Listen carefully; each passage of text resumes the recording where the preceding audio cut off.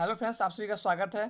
तो आज की इस वीडियो में हम लोग बात करने वाले हैं बिहार एसएससी सीजीएल का एग्ज़ाम जो कि 2023 में होने वाला है। तो इसके 50 अति महत्वपूर्ण प्रश्नों के बारे में जो कि आपके परीक्षा के लिए बहुत ही महत्वपूर्ण साबित हो सकते हैं। तो ये हम लोग का प्रैक्टिस सेट 5 है। अगर आपने बाकी का प्रैक्टिस सेट नहीं देखा है तो आप जो है देख सकते हैं, उसका लिंक जो है नीचे दिया गया है। और यहाँ से आपके एग्ज़ाम में जो है 1 मार्क्स पक्का आने वाला है। और ये जो है आपके अंतिम के दिनों के लिए रामबाण साबित होने वाले शानदार प्रश्नों का संग्रह है। और मैं आशा करता हूं कि आप जो है सभी प्रश्नों को जो है ध्यान से देखिएगा। और अगर आप चैनल पर नए आए हैं तो हमारे चैनल को जो है आप सब्सक्राइब कर लीजिए, क्योंकि आपको जो है एग्जाम तक इसी प्रकार के प्रैक्टिस सेट जो है प्रोवाइड कराए जाएंगे। तो चलिए वीडियो को स्टार्ट करते हैं। तो फ्रेंड्स, पहला प्रश्न आप यहाँ से देख सकते हैं कि बाल्टिक सागर एवं उत्तरी सागर को मिलाती है। तो आपसे पूछ रहे हैं कि बाल्टिक सागर एवं उत्तरी सागर को जो है कौन सी नहर मिलाती है। तो यहाँ पे आपका करेक्ट आंसर हो जाएगा कि जो आपका कील नहर है वो बाल्टिक सागर एवं उत्तरी सागर को मिलाती है। और ये जो आपका नहर है ये आपका जो है जर्मनी में स्थित है और इसकी कुल लंबाई 98 किलोमीटर है। और इसका निर्माण यानी कि कील नहर का निर्माण जो है वो 1895 में हुआ था। तो आप जो है सारे इंपॉर्टेंट पॉइंट को जो है याद रखिएगा, और ऐसे ही हर क्वेश्चन में जो आपको इंपॉर्टेंट पॉइंट जो है बताए जाएंगे। तो चलिए आगे देखते हैं। जवाहर सागर, राणा प्रताप सागर तथा गांधी सागर किस नदी पर बने हुए हैं। तो जवाहर सागर, राणा प्रताप सागर तथा गांधी सागर जो हैं आपके चंबल नदी पर बने हुए हैं। तो यहाँ से ऑप्शन नंबर सी आपका जो है बिल्कुल करेक्ट आंसर हो जाएगा।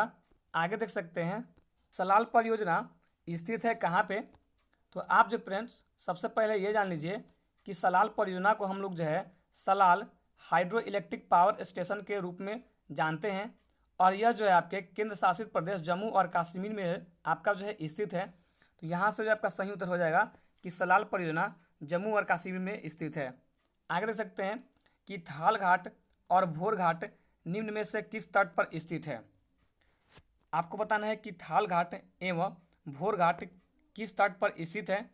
तो यहाँ से जो है आपका सही उत्तर हो जाएगा कि ये जो आपके पश्चिमी तट पे स्थित है, यानी कि ऑप्शन नंबर सी आपका करेक्ट आंसर हो जाएगा कि कोंकण। और जो कोंकण है वो जो है आपके पश्चिमी तट में आता है। तो सही उत्तर हो जाएगा कि कोंकण तट पर स्थित है। और यहाँ से जो आपका इंपॉर्टेंट पॉइंट ये बनता है कि थाल घाट जो है वो आपको नासिक को मुंबई से जोड़ता है, और भोर घाट जो है वो मुंबई को जो है पुणे से जोड़ता है। तो आप जो है इसे याद रखिएगा। तो चलिए आगे देखते हैं। साख पत्र एलसी जाता है। तो यहाँ पे आपका सही उत्तर हो जाएगा कि साख पत्र जो है वह एक आयतकर्ता द्वारा जाता है। तो ऑप्शन नंबर बी आपका जो यहाँ से बिल्कुल करेक्ट आंसर हो जाएगा। आगे देख सकते हैं कि ईएनटी डॉक्टरों द्वारा प्रयोग किया जाने वाला हेड मिरर जो है किस प्रकार का होता है। तो ये आपका जो है सही उत्तर हो जाएगा कि ये जो आपका अवतल अवतल मिरर का जो प्रकार होता है। आगे देख सकते हैं, पीत का मुख्य कार्य है। तो आपको जो है पीत का मुख्य कार्य बताना है। तो पीत का मुख्य कार्य होता है कि पाचन तथा शोषण हेतु वसा का इमल्सन करना। आगे देख सकते हैं कि भारत में संविधान सभा किसके अनुसार गठित की गई। तो आपको जो है बताना है कि भारत में संविधान सभा जो है किसके अनुसार गठित की गई थी। तो भारत में संविधान सभा जो है आपके कैबिनेट मिशन योजना के तहत जो है गठित की गई थी। और कब, तो 3 नवंबर 1946 में जो है कैबिनेट मिशन योजना के द्वारा बनाई गई योजना के तहत जो है भारत में संविधान जो है गठित किया गया था। आगे देख सकते हैं, निम्न में से कौन सा यौगिक पानी को भाप में वाष्पित करता है। तो यहाँ से आपको बताना है कि इनमें से कौन सा यौगिक है जो पानी को भाप में वाष्पित करता है। तो यहाँ पे जो आपका सही उत्तर हो जाएगा कि पेरानाइट्रोफिनॉल जो है वह पानी को भाप में वाष्पित करता है, यानी कि ऑप्शन नंबर बी आपका जो है करेक्ट आंसर हो जाएगा। आगे देख सकते हैं कि संविधान के प्रथम अनुच्छेद के अनुसार भारत है। तो संविधान के प्रथम अनुच्छेद के अनुसार भारत जो है आपका राज्यों का यूनियन यानी कि राज्यों का संघ है। आगे देख सकते हैं, नागरिकता प्राप्त करने के लिए शर्तें निर्धारित करने वाला सक्षम निकाय कौन सा है। तो इसका सही उत्तर होगा कि भारतीय संविधान के अनुच्छेद 11 के अनुसार संसद नागरिकता प्राप्त करने के लिए शर्तें निर्धारित करने वाला सक्षम निकाय है। तो यहाँ पे जो आपका ऑप्शन नंबर सी बिल्कुल करेक्ट आंसर हो जाएगा कि संसद। आगे देख सकते हैं कि कौन सा कार्बोहाइड्रेट मोनोसेकेराइड है। यहाँ से बताना है कि कौन सा कार्बोहाइड्रेट मोनोसेकेराइड है। तो ऑप्शन नंबर आपका बी करेक्ट आंसर हो जाएगा कि ग्लूकोज एवं फ्रुक्टोज कार्बोहाइड्रेट मोनोसेकेराइड है। आगे देख सकते हैं, इसी देश की आर्थिक समृद्धि का सबसे उपयुक्त मापदंड है उसका, तो सही उत्तर हो जाएगा कि प्रति व्यक्ति वास्तविक आय। आगे देख सकते हैं कि इनमें कौन सी प्रणाली एनालॉग है, तो यहाँ पे आपका सही उत्तर हो जाएगा कि पैन जो होता है वो आपका एनालॉग प्रणाली है। आगे देख सकते हैं भारत में राजकोषीय नीति निर्धारित करता है, तो भारत में राजकोषीय नीति आपका जो है वित्त मंत्रालय निर्धारित करता है। तो ऑप्शन नंबर सी यहाँ पर जो है बिल्कुल करेक्ट आंसर हो जाएगा कि वित्त मंत्रालय निर्धारित करता है। आगे देख सकते हैं भारत में योजना आयोग यानी कि प्लानिंग कमीशन का सृजन किया गया था, तो यहाँ से जो आपका करेक्ट आंसर हो जाएगा कि मंत्रिमंडल के एक प्रस्ताव द्वारा। और यहाँ से जो है एक पॉइंट और आप जो फ्रेंड्स याद रखिएगा कि प्लानिंग कमीशन जो है कब गठित हुआ, तो 15 मार्च 1950 को। ठीक है, चलिए आगे बढ़ते हैं। भारत में ईस्ट इंडिया कंपनी का पहला गवर्नर जनरल कौन था, तो भारत में ईस्ट इंडिया कंपनी का पहला गवर्नर जनरल जो था आपका वैरेन हेस्टिंग्स था। तो ऑप्शन नंबर सी जो है आपका बिल्कुल करेक्ट आंसर हो जाएगा। और एक जो है इंपॉर्टेंट पॉइंट आप याद रखिएगा कि ईस्ट इंडिया कंपनी जो है उसका निर्माण 1773 में होता, कहाँ पे, तो कलकत्ता में। ठीक है, चलिए आगे बढ़ते हैं। भारतीय अर्थव्यवस्था के उदारीकरण का अग्रदूत किसको कहा जाता है, तो भारतीय अर्थव्यवस्था के उदारीकरण का अग्रदूत डॉक्टर मनमोहन सिंह को कहा जाता है। तो ऑप्शन नंबर बी आपका जो है बिल्कुल करेक्ट आंसर हो जाएगा। आगे देख सकते हैं एक लड़का एक वस्तु को कांच के प्रिज्म से देखता है, वस्तु से बहुरंगीय दिखती है, त्रिकोणीय प्रिज्म के आधार की ओर वस्तु का अंश किस रंग का दिखेगा, तो इसका करेक्ट आंसर हो जाएगा कि इनमें से कोई नहीं। और इसका सही उत्तर क्या होगा आप जो है कमेंट बॉक्स में ज़रूर बताइएगा। तो चलिए आगे बढ़ते हैं। केंद्र सरकार का गैर योजना व्यय का अंग नहीं है, तो यहाँ पे आपका जो है सही उत्तर हो जाएगा कि ब्याज भुगतान जो है वह गैर योजना व्यय नहीं है।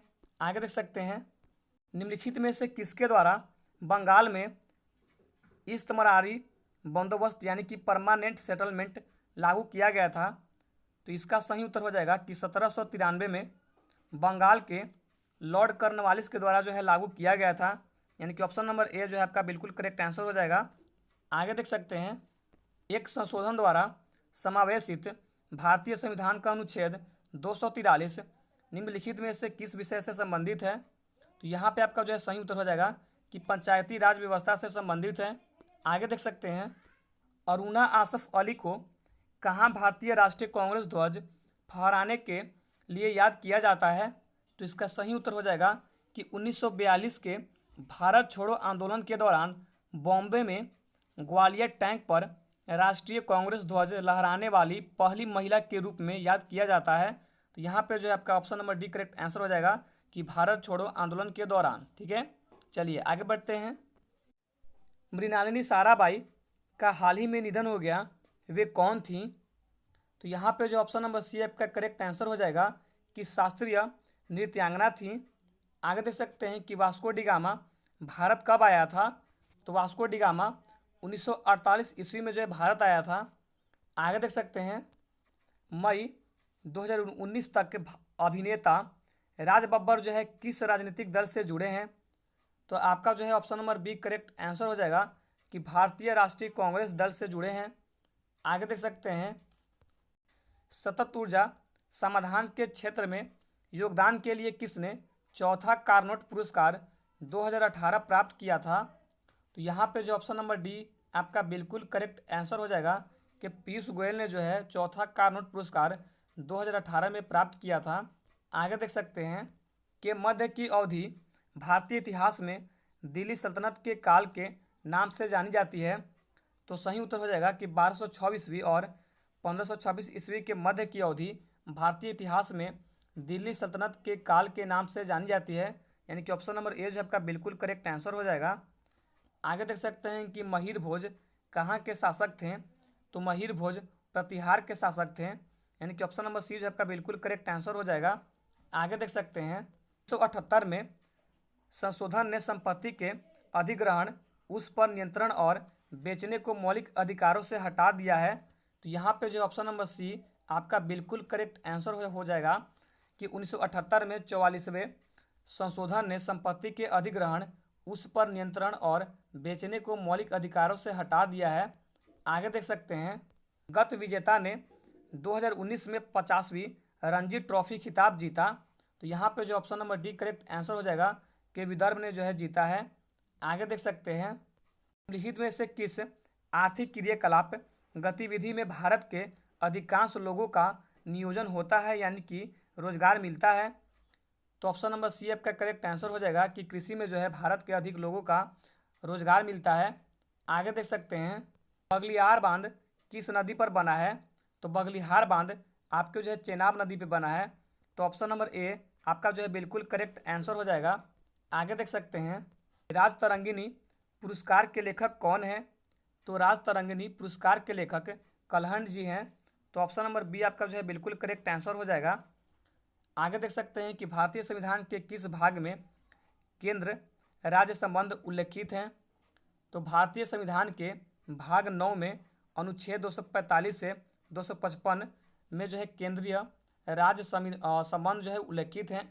आगे देख सकते हैं, भारत के किस राज्य की प्रथम महिला मुख्य न्यायाधीश कौन थी। तो सही उत्तर हो जाएगा कि लीला सेठ। आगे देख सकते हैं, आँख में प्रकाश की मात्रा के प्रवेश करने को नियंत्रित और विनियमित किया जा सकता है किसके द्वारा। तो सही आंसर हो जाएगा कि नेत्र गोलक के द्वारा। आगे देख सकते हैं, मवेशी एक प्रजाति मिथुन पाई जाती है। तो सही उत्तर हो जाएगा कि अरुणाचल प्रदेश में पाई जाती है और मिथुन जो है वो आपकी गाय की नस्ल है, आप इसे याद रखिएगा। आगे बढ़ते हैं, 1857 की भारतीय विद्रोह के दौरान कुंवर सिंह की उपलब्धियों को पहचान के लिए वीर कुंवर सिंह जयंती में मनाई जाती है किस राज्य में। तो ये जो आपके बिहार में प्रतिवर्ष जो है मनाई जाती है। तो ऑप्शन नंबर बी जो आपका बिल्कुल करेक्ट आंसर हो जाएगा कि कहाँ पे, तो बिहार में। आगे देख सकते हैं, हमारे शरीर की कौन सी कोशिका को लोकप्रिय रूप में मानव शरीर का सिपाही कहा जाता है। तो ये जो है आप सभी को पता होगा कि श्वेत रक्त कणिकाएं को जो है मानव शरीर का सिपाही कहा जाता है, यानी कि ऑप्शन नंबर बी जो आपका बिल्कुल करेक्ट आंसर हो जाएगा। आगे देख सकते हैं, स्तनपान के दौरान किस हार्मोन के कारण स्तनों से दुग्ध का स्राव होता है। तो यहाँ पे जो ऑप्शन नंबर सी आपका करेक्ट आंसर हो जाएगा कि प्रोलैक्टिन के कारण जो है दूध का स्राव होता है। आगे देख सकते हैं, प्रतिमाओं के जुलूस के द्वारा सामाजिक बुराइयों का प्रत्यक्ष सामना करने और उनके षड्यंत्रकारियों की आलोचना के लिए मारवतों और बदग्यासों का त्यौहार मनाया जाता है कहाँ पे। तो ये जो आपके नागपुर में मनाया जाता है। आगे देख सकते हैं, नंदा देवी चोटी अवस्थित है कहाँ पे। तो नंदा देवी चोटी जो है उत्तराखंड में अवस्थित है, यानी कि ऑप्शन नंबर सी जो आपका बिल्कुल करेक्ट आंसर हो जाएगा। आगे देख सकते हैं कि निम्नलिखित में से कौन एक संक्रामक बीमारी है। तो सही उत्तर हो जाएगा कि खसरा जो है एक आपका संक्रामक बीमारी है। आगे देख सकते हैं, 2019 में कजाकिस्तान ने अपनी राजधानी अस्ताना का पुनर्निर्माण किया। तो यहाँ पे आपका सही उत्तर हो जाएगा कि नूर सुल्तान। आगे देख सकते हैं, यदि वस्तुओं और सेवाओं की आपूर्ति की तुलना में मुद्रा आपूर्ति में कमी हो तो संभावित परिणाम होगा। तो ऑप्शन नंबर बी आपका करेक्ट आंसर हो जाएगा कि मुद्रा संकुचन। आगे देख सकते हैं, लिखित में से किस में प्रति ग्राम प्रोटीन की मात्रा सर्वाधिक है। तो यहाँ पे जो है आपका option number B correct answer हो जाएगा कि सोयाबीन में जो है प्रति ग्राम प्रोटीन की मात्रा सर्वाधिक है, यानी कि ऑप्शन नंबर बी आपका जो है बिल्कुल करेक्ट आंसर हो जाएगा। आगे देख सकते हैं, किसने 2019 में उद्घाटन प्रो वॉलीबॉल लीग खिताब जीता। तो चेन्नई स्पोर्ट्स ने जो है 2019 में उद्घाटन प्रो वॉलीबॉल लीग का खिताब जीता है। तो यानी कि ऑप्शन नंबर बी जो है यहाँ से आपका बिल्कुल करेक्ट आंसर हो जाएगा। आगे देख सकते हैं कि विक्रमशिला विश्वविद्यालय की स्थापना एक पाल राजा द्वारा पाल राजा द्वारा जो है की गई है। तो उनका नाम आपको बताना है। तो सही उत्तर हो जाएगा कि धर्मपाल द्वारा जो है की गई है। आगे देख सकते हैं, संयुक्त राष्ट्र द्वारा 21 मार्च 2019 को डाउन सिंड्रोम दिवस के तौर पर मनाया गया, इसका थीम यानी कि विषय वस्तु क्या था। तो इसका विषय वस्तु किसी को पीछे न छोड़े था। तो ऑप्शन नंबर जो है आपका ए बिल्कुल ही करेक्ट आंसर हो जाएगा। तो फ्रेंड्स यहीं पर वीडियो खत्म होती है, तो मिलते हैं नेक्स्ट वीडियो में। अगर आप हमारे चैनल पर नए आए होंगे तो चैनल को जो है सब्सक्राइब कर लीजिएगा, क्योंकि एग्ज़ाम तक जो है आपको इसी प्रकार का प्रैक्टिस सेट जो है डेली प्रोवाइड कराए जाएंगे। तो चलिए, थैंक यू, मिलते हैं अगले प्रैक्टिस सेट के साथ।